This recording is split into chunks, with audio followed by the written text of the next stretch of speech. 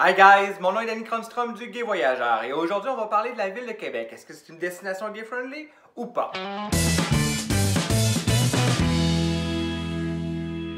Avant de commencer, je vous invite à vous inscrire sur la chaîne de YouTube du Gay Voyageur. Vous pouvez vous inscrire avec le petit bouton inscrit abonné. Et puis à partir de là, vous allez pouvoir recevoir les nouvelles destinations gay-friendly à découvrir. Aujourd'hui, si vous voulez en savoir plus, on regarde la ville de Québec ensemble.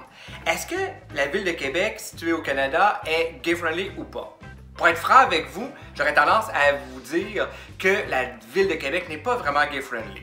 Mais ça ne veut pas dire qu'il ne faut nécessairement pas visiter la ville de Québec.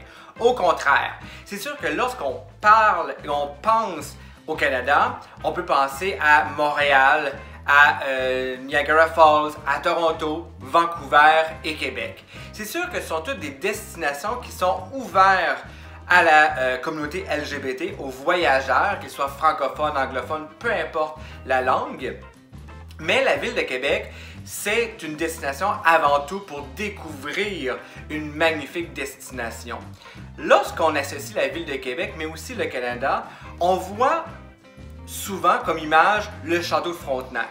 Situé au cœur du centre-ville de Québec, c'est un excellent point de vue notamment pour votre choix d'hôtel. Il y a dans la ville de Québec beaucoup d'hôtels. Si vous aimez faire des expériences uniques et vraiment particulières, si vous venez découvrir la ville de Québec lors du Carnaval de Québec, par exemple le plus grand carnaval d'hiver au monde, vous pouvez aussi vous séjourner dans l'hôtel de glace situé un peu plus au nord de la ville, où c'est que vous allez vraiment dormir dans un hôtel de glace en hiver. Ça dépend de chaque année quand est-ce qu'il ouvre, mais c'est à partir de janvier jusqu'au mois de mars environ. Sinon, dans la ville de Québec, il y a énormément de choses à faire. Il y a premièrement, bien entendu, le fameux château Frontenac qui est visitable à l'intérieur, même si vous n'avez pas nécessairement une chambre à cet hôtel-là.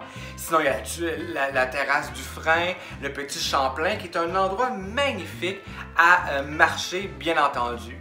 La rue Saint-Jean est aussi une magnifique destination à faire.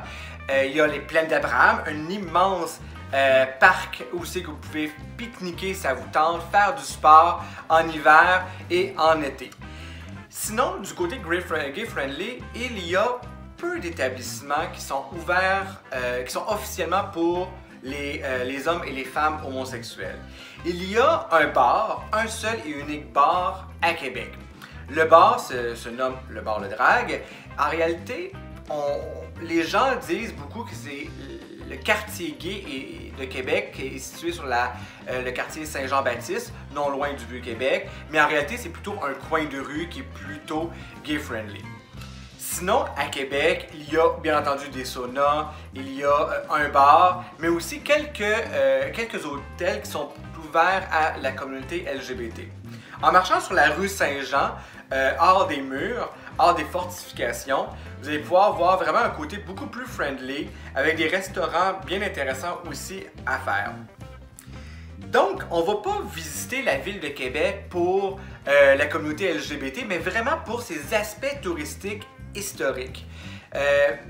Rester 3 jours à Québec, c'est vraiment intéressant, maximum 4 jours, à moins que vous ayez beaucoup de choses à faire, parce qu'on peut aller en dehors de la ville de Québec, notamment, par exemple, de faire les grands centres d'achat, parce qu'en réalité, il y a 3 grands centres d'achat, un à côté de l'autre. Juste ça va vous prendre une demi-journée si vous aimez faire du shopping. Revenons à la question LGBT, il y a des événements qui peuvent attirer un peu plus la communauté gay-lesbienne. Il y a bien entendu la dite Gay Pride, la marche de la fierté gay, qui a lieu durant la fête du travail. Si vous êtes européen, vous allez vous dire la fête du travail, c'est au mois de mai, pas au Canada, pas au Québec. La fête du travail a lieu à la fin du mois d'août ou au début du mois de septembre. C'est toujours le premier week-end du mois de septembre, donc ça dépend les années quand le premier week-end commence. Donc la fête arc-en-ciel, qui est le nom officiel de la Gay Pride, est en réalité, oui, l'événement numéro 1 pour la communauté LGBT de Québec qui attire beaucoup de touristes. Les touristes, c'est sûr qu'il y en a énormément du Québec, mais aussi à travers le monde. Mais c'est pas une Gay Pride comme on peut le voir, par exemple, à les images qu'on peut voir dans les médias ou sur le web, bien entendu, de Montréal, de Toronto, de New York, ou du principe européen, où c'est que, comme Paris par exemple, où c'est que les gens sont participent à même la marche et marchent avec le cortège. La version canadienne, même américaine, c'est que les gens sont sur le côté et regardent la parade, ne participent pas de la même manière. À Québec, il y a une marche, mais elle est plutôt très petite. C'est plutôt les activités entourant la Gay Pride, comme ce qui se fait notamment sur la rue Saint-Augustin, qui est située le bar Le Drague, qui est fermée. Une partie de la rue Saint-Jean est fermée. Il y a plusieurs activités. Je vous dirais que c'est plutôt ça qui est plutôt intéressant que faire la marche comme on peut le voir dans les grandes villes.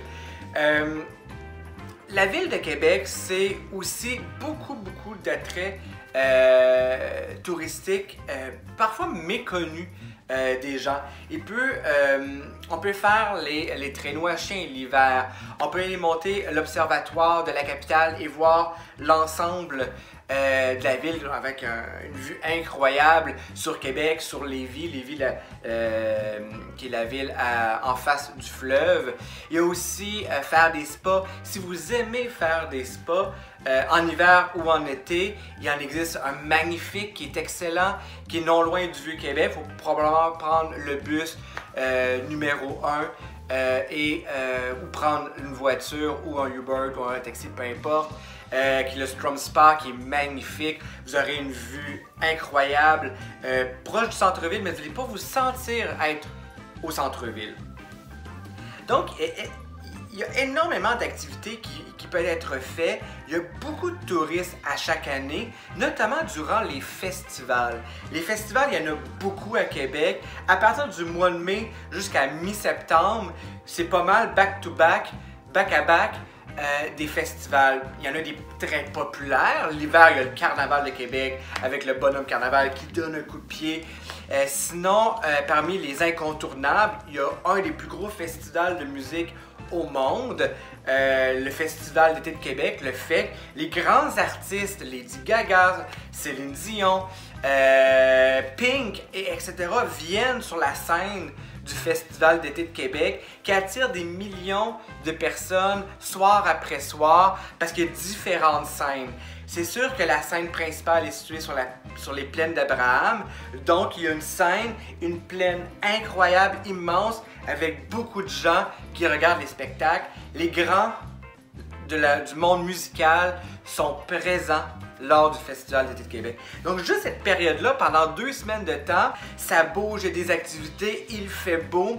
Donc, pour faire bref, Québec, ce n'est peut-être pas la destination gay-friendly qu'il faut absolument visiter.